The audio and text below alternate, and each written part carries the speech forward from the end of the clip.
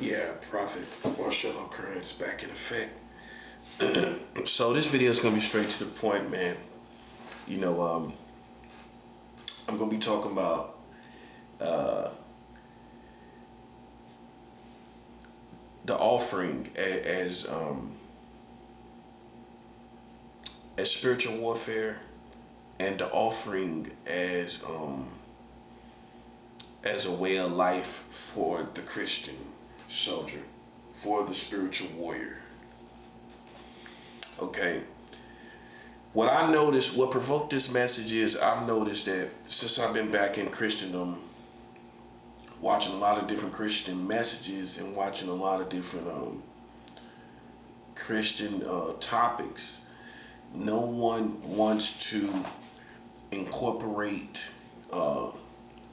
giving offerings as a way of life for the servant of God, as also weaponry, spiritual weaponry for the soldier. And this is why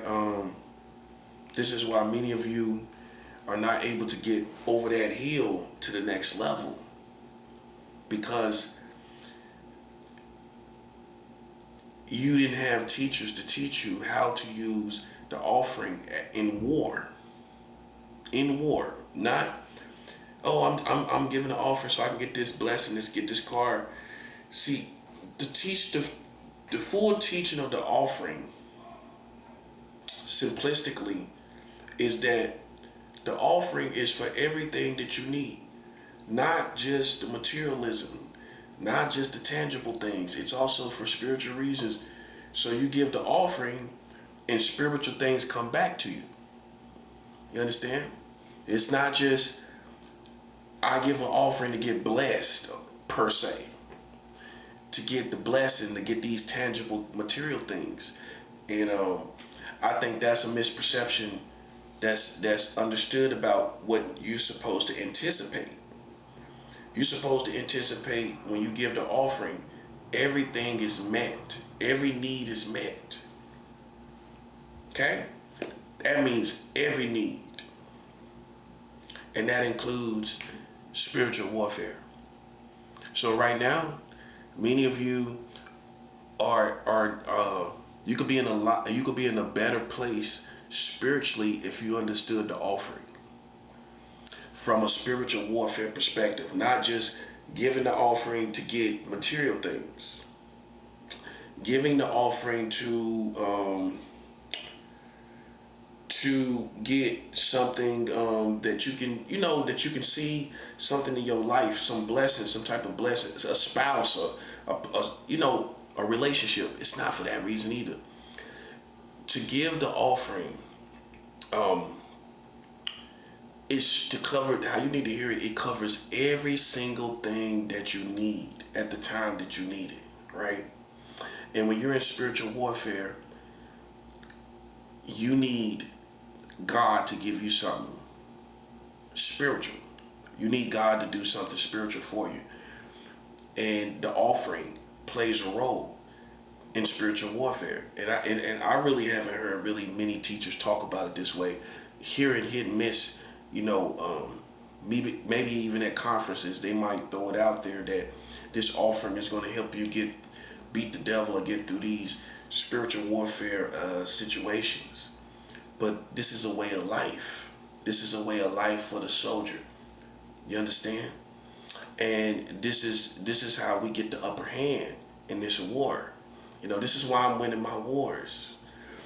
Because I'm not just fasting.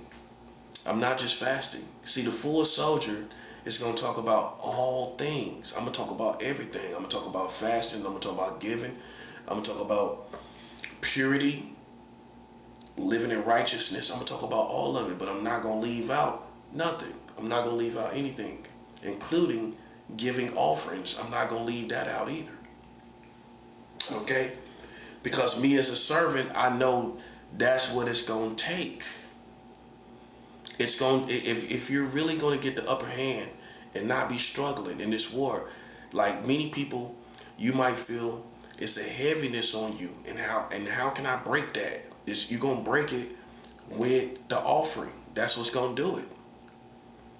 That's what's gonna break the heaviness, is that offering. The offering is gonna break the heaviness off of your spirit, off of your soul, off of your path. And for those who are going through witchcraft, concentrate witchcraft against you, the offering is going to defeat that. Now, this is where you need to pay attention and listen. You can't just give the offering to some humble little church that you like to give to. Okay? This is how this works. This is where we lose a lot of people. Because when it comes to money, everyone feels some type of way. When the man of God has to get it, or the woman of God has to get it, or the house of God has to get it. And it really comes from selfishness. That's really what it is. People selfish over money, grudging with money. They're very, withdrawn with their own money. Okay? But this is the only way. This is the missing thing right now I see in the American church, is understanding the offering and the position it plays in this spiritual warfare with witchcraft. Okay? This is what's going to defeat the witchcraft. Now, if you're religious, it works both ways. It's a double-edged sword. There's many that will say, I'm not religious. But when it comes to the offering, you are religious. You're not radical. You know what I'm saying? You feel like I don't really got to do all of that. And you really have a religious mindset when it comes to the offering. You don't got to give it to me. I'm not saying it for you to give me the offering. I'm showing you what it takes in 2025 and 2026 moving forward to defeat these enemies. You know what I'm saying? You gotta give the offering. You know what I'm saying? To a church that, this is not, like I said, this is not, oh, I'm gonna just give to this nice church because he cool and he down to earth, he's reachable, he's touchable. I understand that. I understand that perspective. I've been there. I can relate to that. But when it comes to giving an offering, be led by God. God might tell you to do that. This is why you're supposed to have a spiritual relationship with God on your own, because God talks to me about who to give to, what church to give to. You know what I'm saying? And it might be out the blue. God might lead you. You're at different levels. People are at different levels of giving. You know what I'm saying? You might not be on the level where God can just tell you, okay, give to this church over here in a different city. You don't go to that church at all. You don't know them. You ain't never listened to their preaching. And God tell you to get to that church. So you might not be on that level. So, but that's back to being religious. You know what I'm saying? You gotta open up your mind to spirituality, if that makes sense, where your whole spirituality is open in this area of giving the offering to a whole world. Now God can navigate you to where he wants you to give to and what he wants you to do. Okay, because this is the reason why, like I said, many of you are dealing with heavy warfare and you're not able to shake it because the offering, I'm not saying this is what's definitely holding you back per se, but I know this for sure. You would be in a lot better shape if you was giving the offering. And me, if it's even $1, I give $1. But it has to be the church or churches plural, that has the foundation that we all believe in, right? And you know that foundation, okay? All the do's and the don'ts. And when you go on any website, when you give to a church, just look at the mission statement. Just look at what they believe. When all that is clear and thorough, that's where you give to. That's what you're looking for. You're looking for the Word of God being preached, the full Word of God being preached, Old Testament, New Testament, believing in Jesus Christ, the Messiah, the Son of God coming in the flesh, he sits on the right hand of the Father. He died for our sins. He rose from the dead 3 days later. They believe in the baptism of the Holy Ghost. They believe in Yahweh as the Father. You know what I'm saying? And they believe in you being a Christian. You supposed to be out here reaching the world and everything like that. Now, that's the foundation. When they preach like that, that's the foundation.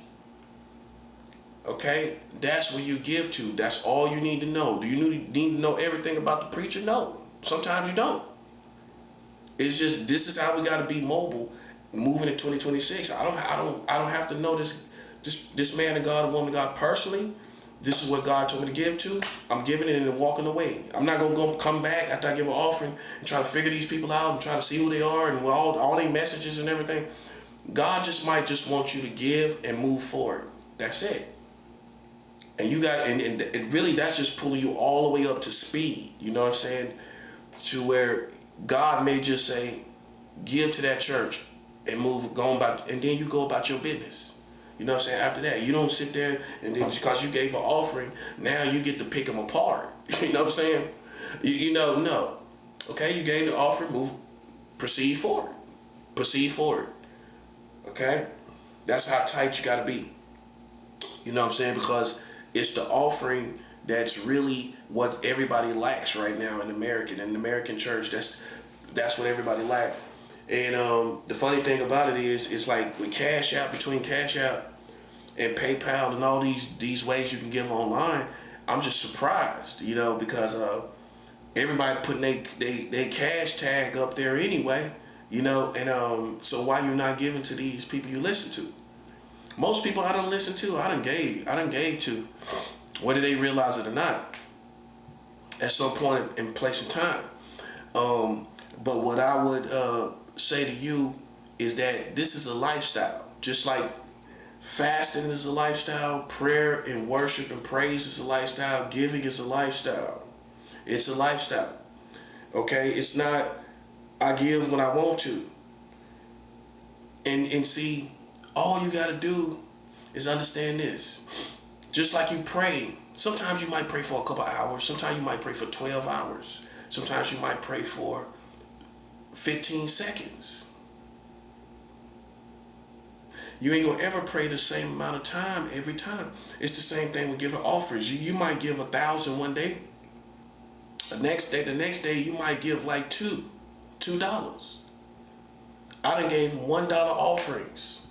Cash apps, I done gave $2 offerings. This isn't about a certain amount. This is a lifestyle, just like with prayer. Fasting, I might fast a day sometimes, and then I might fast 10 days another time. Then I might fast 7 days, then I might fast 2 weeks. There's no certain time. Okay, it's the same thing with the offering as a lifestyle. As a lifestyle, you just giving as you have it. Make sense? Just like you pray as you can, you fast as you can. In between, maybe if you got a job, you fast when you can on the weekend. I'm pretty sure most Christians do that. Or you pray when you can too, on your lunch break at work or whatever. You pray as you can. It's the same thing with giving. You give as you can. Okay? It's never an opportune time to give. It's never no opportune time to give. You know what I'm saying? You give as you have it. You know what I'm saying? And it has to be sacrifices. $1, $2, $3. It's no such thing as too small of an offering. You give $1, $2, you keep giving that dollar until it increases. Okay? Right now, to pull you up to speed without giving a whole long timeline, right now the offering is all about this spiritual warfare. You know what I'm saying? What we going through with these gang stalkers and witchcraft and all of that, we hitting them with the offering. Okay? And see, that's where people get religious. You know what I'm saying? They think that's malicious intent, but then I can show you in the Bible where we use spiritual weapons for spiritual reasons. You know what I'm saying? So, this is no exception. The offering is used in spiritual warfare.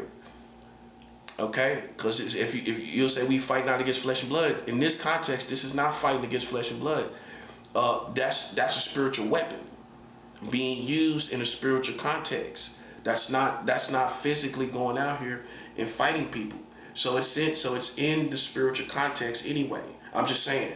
But then I can show you wars in the Bible. I can show you that. Because that's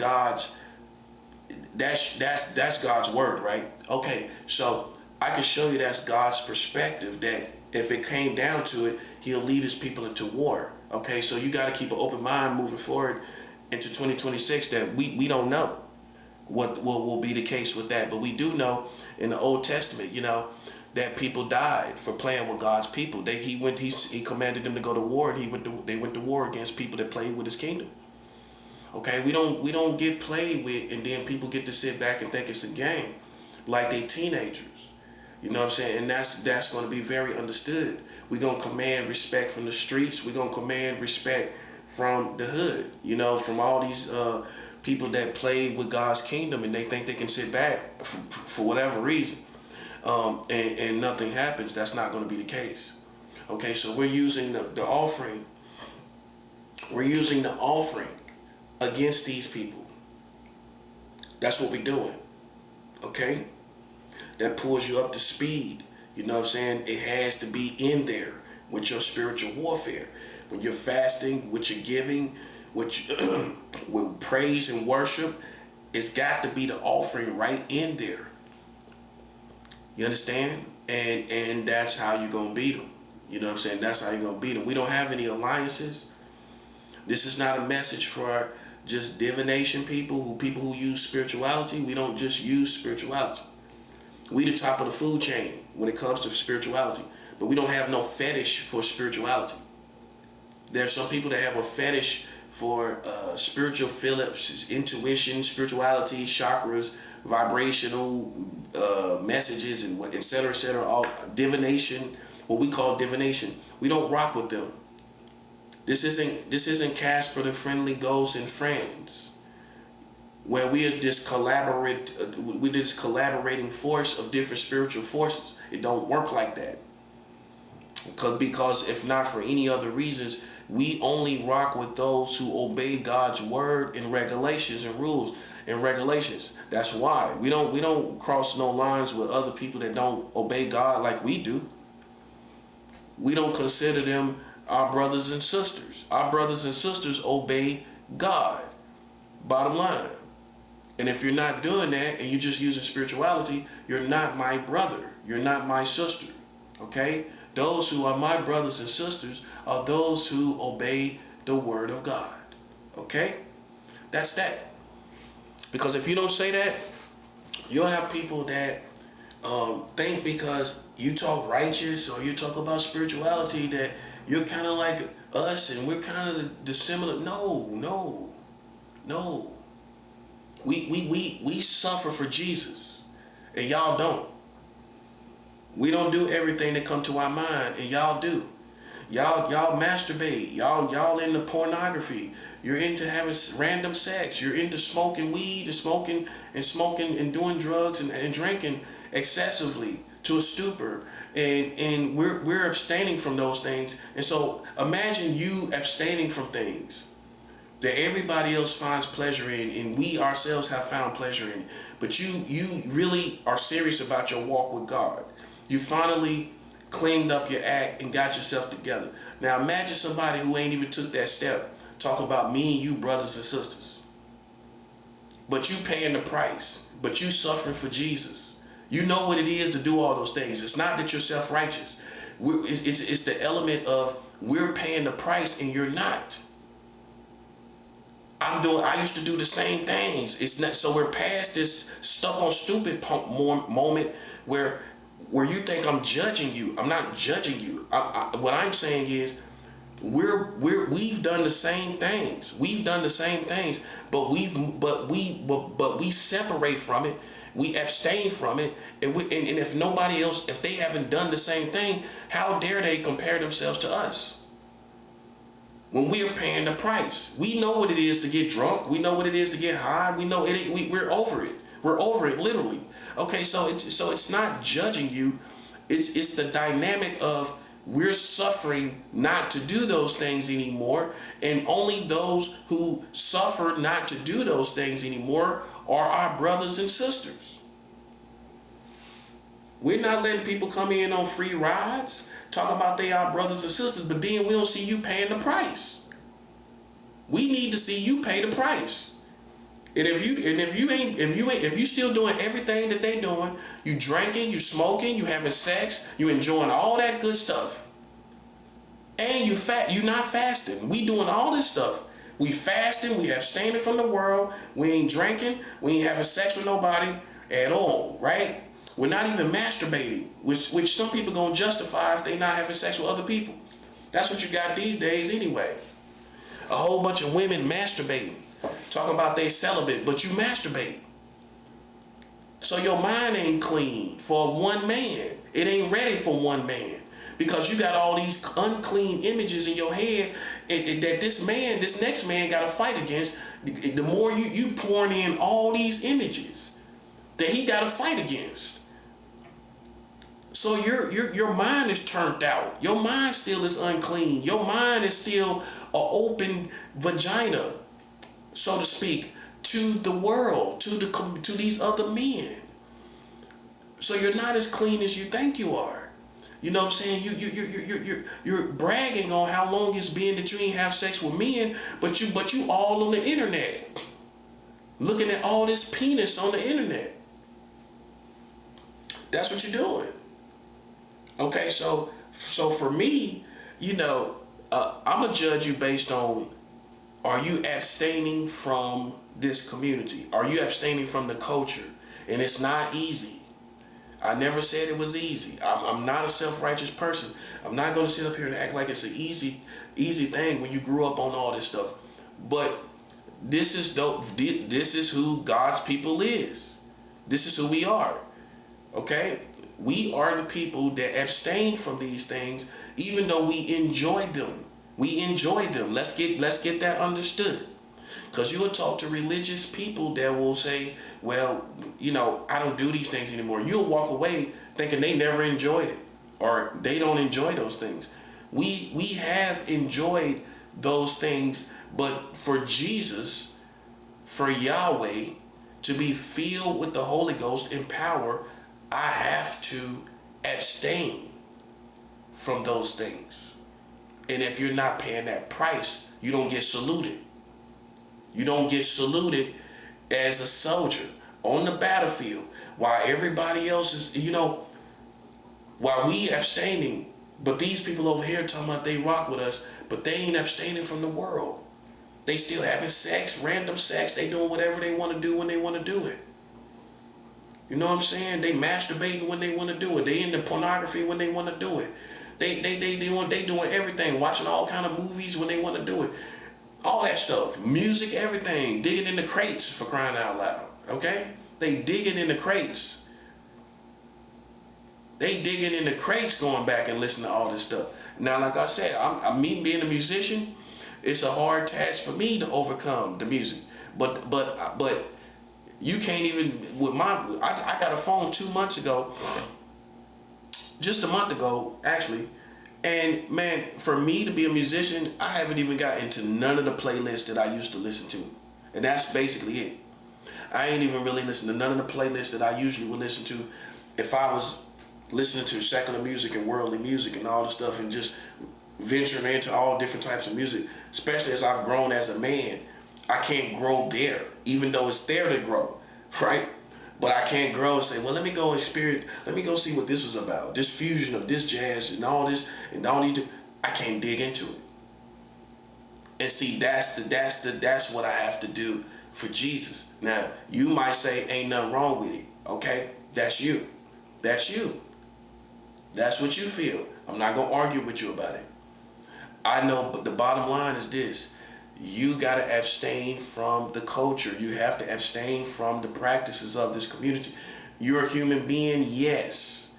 Unlike these other people, I don't preach like as if you're not a human being, that you don't have no feelings. Okay, this is how many people destroy themselves, acting like you're a robot, but no, you ain't a robot. But you got to learn to suffer. See, all these Christians will talk about in America the fruit of the Spirit, but the only one they talk about is love, because they want you to be over there with the worldly community. Okay, but you won't find those same Christians talk about long suffering for Jesus. That's one of the fruit of the Spirit, is long suffering, but you're not suffering for Jesus. You're not doing that. We don't find you suffering for Jesus. Okay, so then that's one of the fruit of the Spirit. Okay? Where you have to, I can't watch this stuff on TV. I can't look at this. I can't smoke no more. I can't smoke a spliff and sit back and listen to jazz, you know what I'm saying? Like, or listen to some good, cool music, you know, and then, you know, drink me a fifth and then drink, you know, I can't do it like that no more. But I know how to set it up. You know, some people act like you don't know what it is. You know what I'm saying? You gotta let them know you know what it is, right? Okay, so it's not a matter of not knowing what it is. You know what I'm saying? When we come over here, we suffer for Jesus. And if I don't see you suffer for Jesus, I can't say you my brother and my sister. Because that's what I'm gonna relate to. Like that's my brother. Because they suffering like I'm suffering. They abstaining from these things like I'm doing it. And if I don't have that common bond, how is that my brother and sister? Where's the relation point?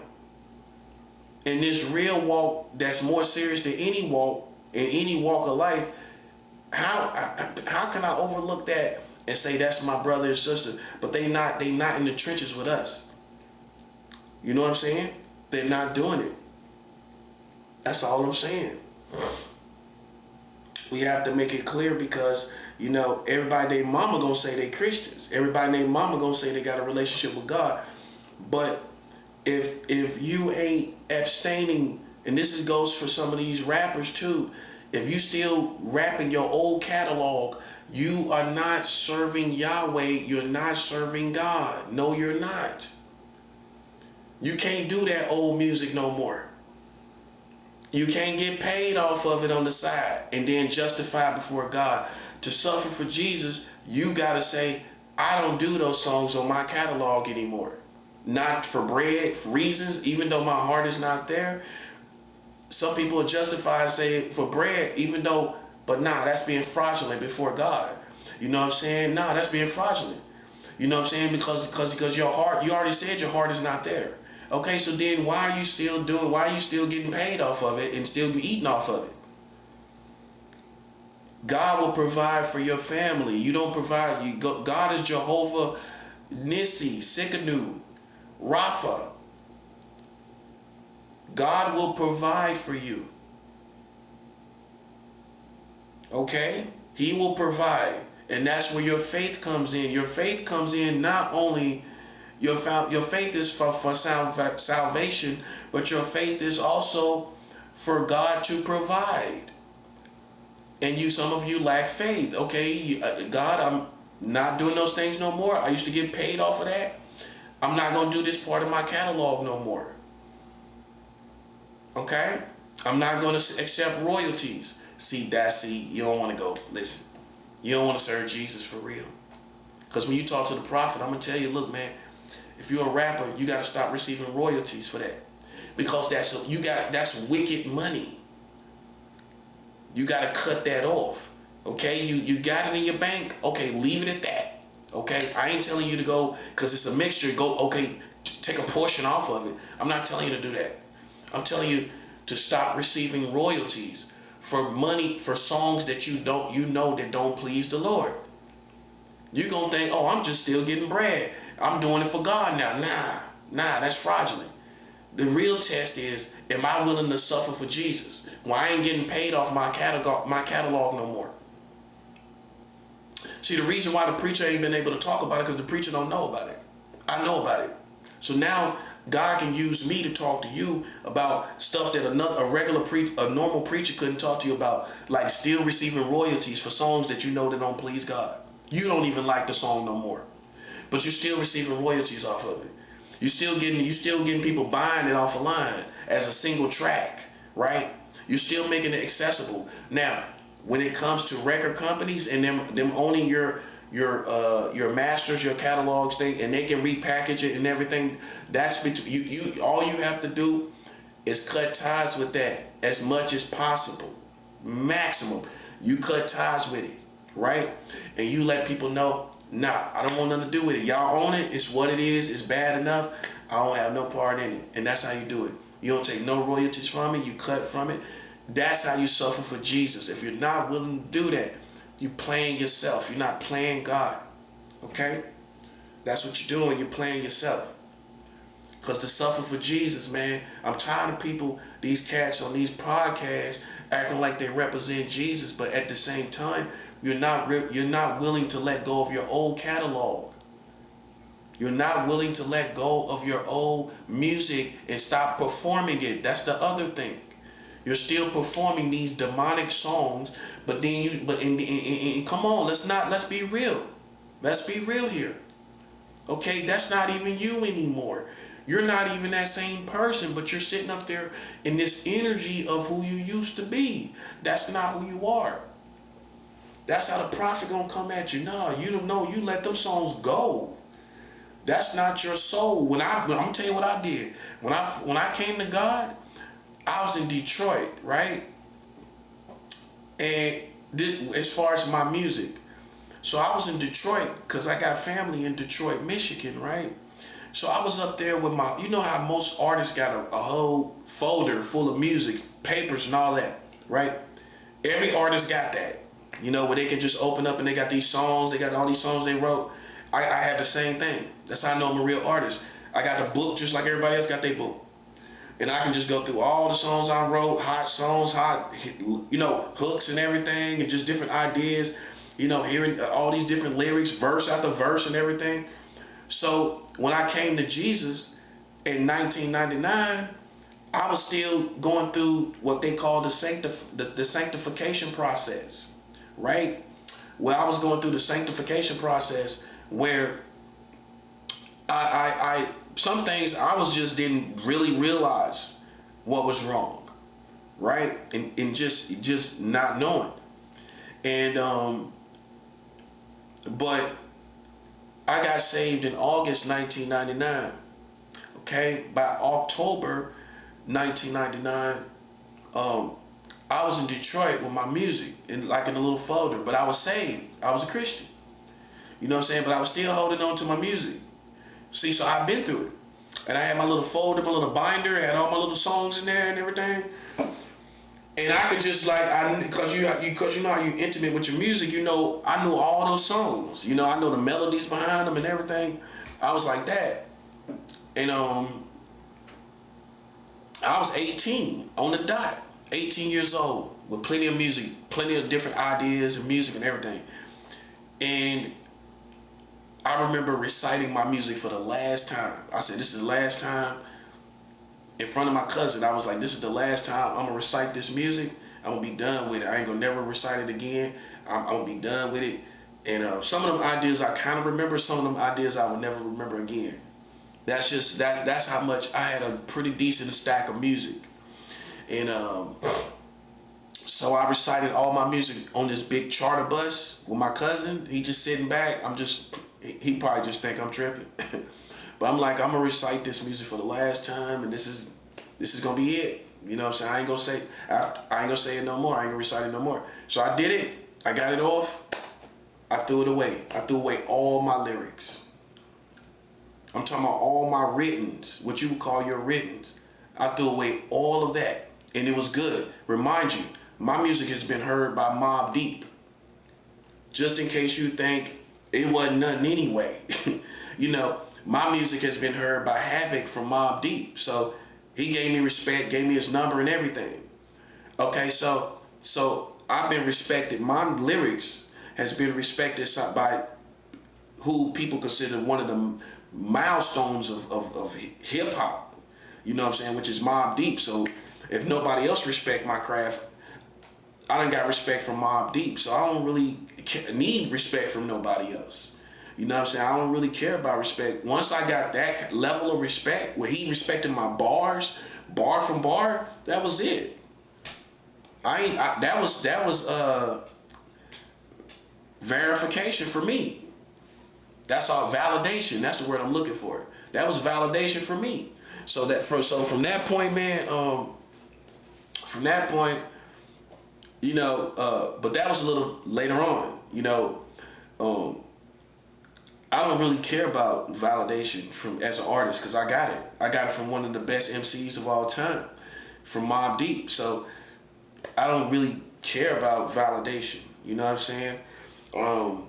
You know, so that with that being said, I can definitely relate to an artist with their written lyrics and everything like that and all of that stuff. And see, I was the prophet the whole time. See how that's how the devil do. Where I was supposed to be over there, he wanted me to go over there, but I could have been over there and did good things and positive things. But then he seen I was too righteous. He seen who I was. He wouldn't let me in. See, the devil ain't gonna let you in at the door. Everybody, oh, he cool. Let him in. Come in. Devil like, nah. I see that. He got something on him. Nah, don't let him in here. Don't let him in the industry. Nah, don't let him talk to these people. Don't let him among black people. No, get him away. See, the devil separated me. That's what he did. Nah, I see it on him because the devil could see that. Oh, nah, boy, that boy got something on him. Don't bring him in here. And you'll see, you'll wonder why you ain't got access because listen, Satan and his kingdom can see your aura. They can see what's on you. And he don't want you in there. That's what I'm saying. So I just went with God. I just became an OG over here with God, you know, like I supposed to. And but I let go of all my writtens. You know what I'm saying? And me being my personality, if I had made money over there in the world and I came to Christ, I would let it. I would give it up. You know what I'm saying? I would give it all up. You know what I'm saying? And some people have never made that sacrifice, man. You know, some people ain't never made that sacrifice. You know what I'm saying? I came to New York 13 years ago. You know, living in Brooklyn, living in Harlem. I was right down the street from the Apollo. I was right down on 126 in Lenox. I was living in Harlem. I've been around black people in New York City. Harlem is black as it gets. Brooklyn is number 2. Harlem is number 1. When you talk about black people, as far as how I see it, being from the South, that's black as it gets. It's Harlem. You know, you can show me anywhere in Brooklyn and it ain't gonna compare to Harlem. You can show me anywhere in Queens and it ain't gonna compare to Harlem. Harlem is where the Apollo was at, where all the black people was at. All them stars, back to the music, all them stars was there right there in the Apollo. Michael Jackson, all them, Prince, everybody. You know what I'm saying? Right there in Harlem. But then you can see parts of Brooklyn they ain't never stepped foot in. Not seriously. They might have passed through on a charter bus or something like that. But they ain't never settled in and, you know, like Harlem, you know. So, you know, that's black. Harlem is black. And I lived in Harlem. So, you know. So my point is, man, for who I've already been seen by Harlem, you know what I'm saying? So I don't really trip off other people's opinions, including Brooklyn. You know what I'm saying? Once I went to Harlem and I was in Harlem on 126, on the same block as Sylvia's, the restaurant, I was on the same block. At 35 West, everybody in Harlem know about 35 West, the homeless shelter. It's a brownstone. It got the sign out there, 35 West. Then you got the bodega at the back, and you got at the other side, on the right-hand side. So, you know, I already lived in Harlem. Up and down the street, walking up and down the street in Harlem. You know what I'm saying? My point is, man, I've been among the people. I got my respect. I'm not looking for that. I'm not looking for that this time around. You know what I'm saying? I'm serving God and doing what God want me to do. You know what I'm saying? I can tell you, you know, I can maximize this whole experience of being here in New York, this X amount of time that I have been here. You know what I'm saying? But I'm not trying to maximize that. You know what I'm saying? To my benefit, where I don't really need rappers to tell me what you know about New York. I've been on the streets out here, homeless in New York, riding the train back and forth, you know, vulnerable to the whole New York community, sleeping on the trains, you know what I'm saying, that too, sleeping at the subway stations, you know what I'm saying, keeping warm in the wintertime. I done been through that too. So just in case you thought I went through these shelters, I done been homeless. I done been through the shelters and been homeless in New York, where I'm on the streets surviving and everything, you know, striving and surviving, living on the streets of New York. You know what I'm saying? So, you know, that's all I'm saying. It's one thing to come up here and then when it ain't working out, you just go away. It's another thing to be homeless on the streets, sleeping in the trains, you know, sleeping on the trains during rush hour when everybody going to work. You just open up your eyes and you still sleep. I mean, you know, you open up your eyes and, you know, you see everybody, the whole train packed. You don't even care. You just lay back down. It's not. It's a form of, I ain't gonna say being shamed or whatever, or being pathetic, but it takes heart to go through that. You know what I'm saying? You wake up in the rush hour, everybody on the train. You look around, you ain't doing nothing today. You lay back down. See, it ain't like that now. See, if you was laying on the train during rush hour now, they gonna wake you up and get you out of there. You know what I'm saying? They gonna get you out of there. Police gonna get you. Somebody gonna call in on you too. Somebody gonna call in on you because they gonna want you out of there. They gonna feel like that's a seat for working citizens. They gonna want you out of there. You know what I'm saying? They gonna tell you to get lost. Go sit down on the bench somewhere at the station. You know what I'm saying? So I've been through, I've been through that. You know what I'm saying? I've been on the streets, sleeping on these trains during rush hours, sleeping on the streets during these rush hour times and everything. I've been through those situations. So I don't let nobody run me off from New York because I done been here too long. I done been through all these streets.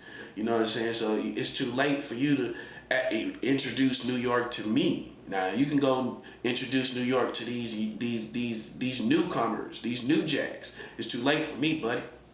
You know what I'm saying? I already been here long enough and been here too long. So you know what I'm saying? So I can choose to be here or not. It's up to me. You know what I'm saying? But I already paid my way. See, that's why God backs me, because it ain't. You can't act like I'm a stranger to New York. You can't act like I'm a newcomer. I done been here too long for that. I done suffered too long in this city. See, my philosophy is this: once you suffer in the city, that city is your home. That's all you got to do. Once your soul suffers in the city, that's home now. Because you're going to remember that. You're going to remember that experience of suffering, what your soul went through in that city. Now that's your home if you want it to be. You know what I'm saying? Anywhere, any city you suffer in is your home. You don't let nobody tell you different. You suffered there, right? As you went through something, didn't you? Okay then, that's your home. That's officially what makes it. A tourist ain't gonna come here and suffer. Not to that degree.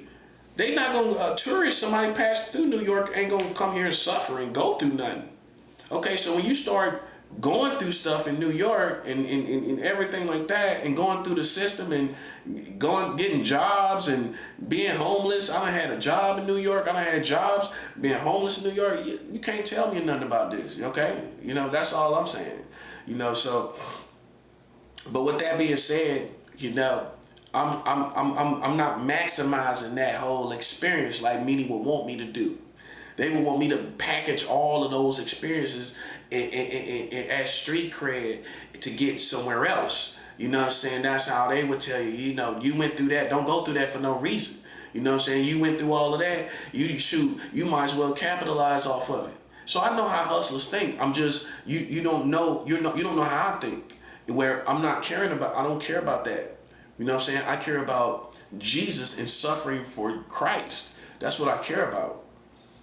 So people play you like you okie doke, like you don't know any better. And then you have to show them, hold up, I know better. I'm just not responding the way that you think I should respond to the situation. Okay?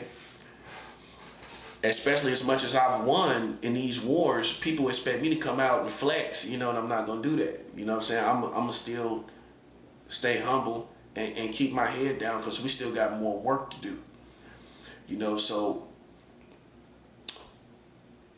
I'm going to come back with part 2 because I definitely want to make sure that people understand the offering as a servant, because this offering is very important for your well-being right now. Many of you wouldn't even be going through half of the stuff you're going through if you understood the offering. You know what I'm saying? Where you give to churches all around the world.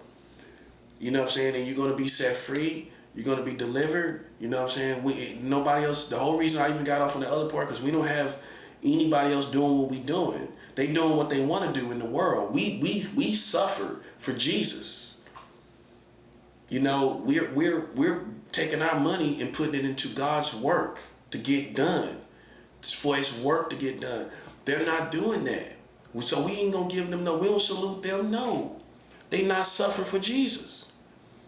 They got to be out here suffering for Jesus, not sitting back, doing whatever they want to do, whatever comes to their imagination, bro. No, man, no. You don't get the same salute? No, sir. That's only right. You know what I'm saying? We paying the price. in the trenches, no pun intended, we even giving offerings, and everybody else get to do what they want to do, and then they get saluted like they part of us. No. You got to suffer with us. If you don't suffer with us, you don't reign with us. That's simple as that. You don't get saluted like us. You know what I'm saying? We ain't watching no porn on our phones. We ain't masturbating, getting off one and getting back to whatever we was doing before that. That's what people gonna do. Men and women. You know what I'm saying? We paying prices they not paying. So then we ain't gonna be compared to them. If they sitting up doing whatever they want to do, smoking spliffs, smoking cigarettes, masturbating, so what's the difference from you in the world? You're just like them. You're not a part of us.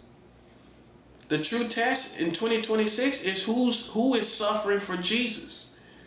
If you're not suffering for him, we do not acknowledge you. You got your own journey to go down, and I'm not the person to put you in hell, right? God does that. But at the same time, I'm not going to sit up here and bicker with you and argue with you. You got your own situation, you know what I'm saying, going on. I can't deal with it. You know what I'm saying? I'm only acknowledging people that is suffering for Jesus. You know what I'm saying? I see you clearly are abstaining from the culture and abstaining from the world. See, that's how you can't be fake and do that. You can't be a con man and separate from the world. That's how we know. You can get money as a preacher. You can talk about all this stuff as a preacher, and we'll never know if you're real or not. How we gonna know if you're real? If you're willing to suffer for Jesus. You can't be fake. Who's gonna do that? Who's gonna suffer for Jesus and be a con man? Come on now. It's an oxymoron. You're not gonna suffer for Jesus and then you're a con. You're not smoking, you're not drinking, you're not doing. Come on, bro. Come on. Nobody's going that far. Come on. You're laying in the bed in the middle of the night and you're just gonna, you're a con and you're just gonna hold this role this whole time? Even when you're at home by yourself? No, you're not gonna do that. You're gonna hold a role to the community. But when you're on your own, you're gonna be doing everything else. You're gonna be doing everything I'm talking about. Okay? That's how you know who's really a con. Who's suffering for Jesus? Point blank, period. You can't make that up. You can't fake that. But everybody can talk about how they love the Lord and everything and this, that, and the third. Even if I don't agree with you, I can walk away gracefully and bow gracefully, knowing that you are a man or woman of God if you're willing to suffer for Jesus. If you're not willing to suffer for Jesus, I don't even know if you're a man or woman of God or not. But if you're a man or woman of God and maybe we don't agree with each other, I still know you're a Christian because you're willing to suffer for Jesus. That's how we know. Which is one of the fruit of the Spirit. Long suffering. You shall know them by their fruit. You shall know them by who's willing to suffer for Jesus in 2026. If you're not willing to suffer for Jesus, I don't even want to hear it. I don't even want to hear it, because a real man has to, a real woman has to. You don't get to chill and do everything and we over here suffering for Jesus, but they not. It don't work like that, man. We ain't giving no respect to that. No, we ain't giving no respect to that. That's why people who suffer for Jesus, it's a love, it's a bond between us. Because you're going through the same thing. You're going through these real situations, these temptations, and these all these situations, you going through it. And so that's how we have a bond. That's how we bond with our brothers and sisters, because they going through the same thing. They in the world going through the same thing we going through. You know what I'm saying? But everybody else lax, sitting back, smoking Newports, drinking and when they want to, and getting high, and you know what I'm saying? Come on, man. Come on, man. You know what I'm saying? I'm not judging. That's not coming from a judgmental angle. It's coming from that me and you don't live the same lifestyle. Therefore, we don't give the same salute to those who don't suffer for Jesus. If you're not suffering for him, come on, man. Come on. You ain't suffering for Jesus. You got to be able to suffer for Jesus. That's all we talking about. That's all we talking about, man. If you ain't willing to do that, we ain't trying to hear it. You can talk about whatever else you want to talk about. Now, if you got discernment, ain't no way in the world your discernment, whatever it is going to come above what I just said. You know what I'm saying? You can't beat that. That's bulletproof to all that foolishness, that fake discernment. That's what I'm talking about. This jailhouse testing, how they be testing us like we in prison or something.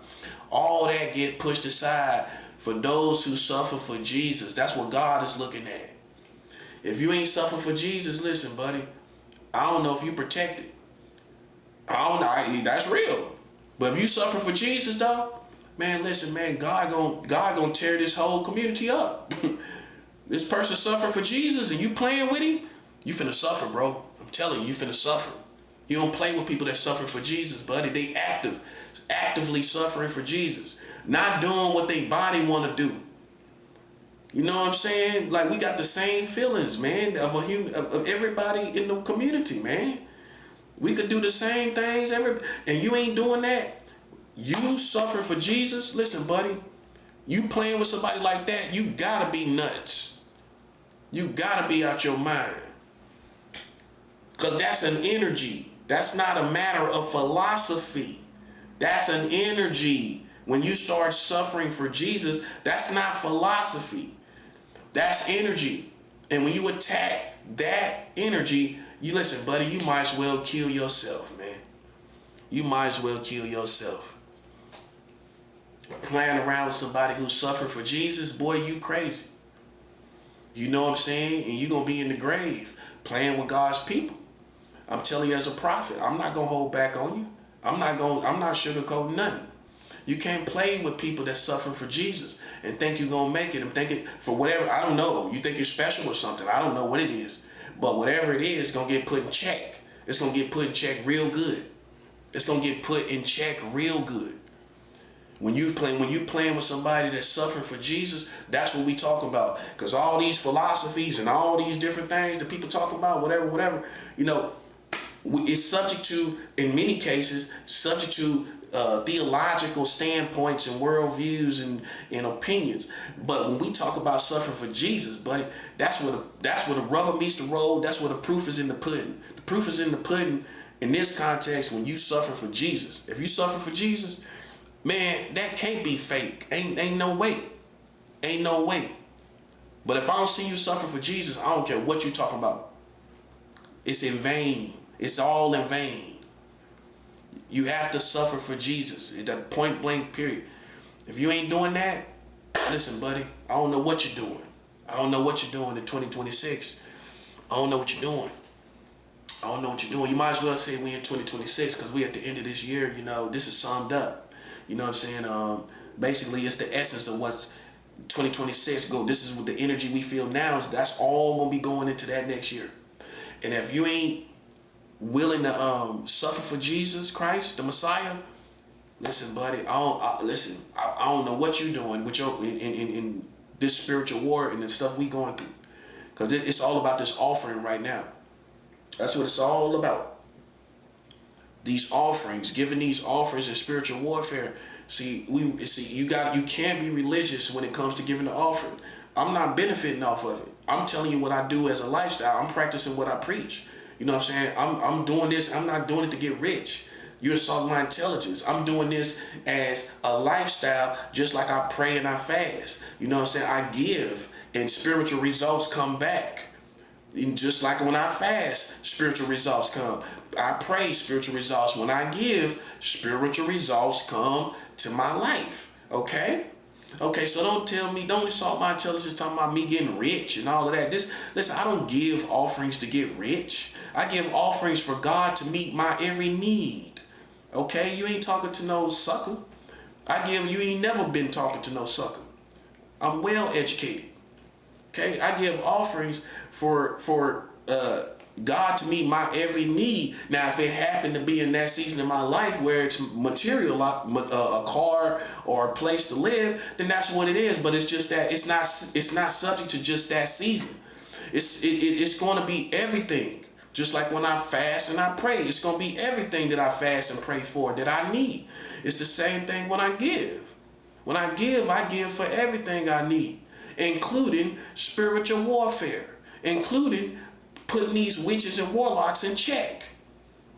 Now, see, if you wasn't religious, you wouldn't be in your situation.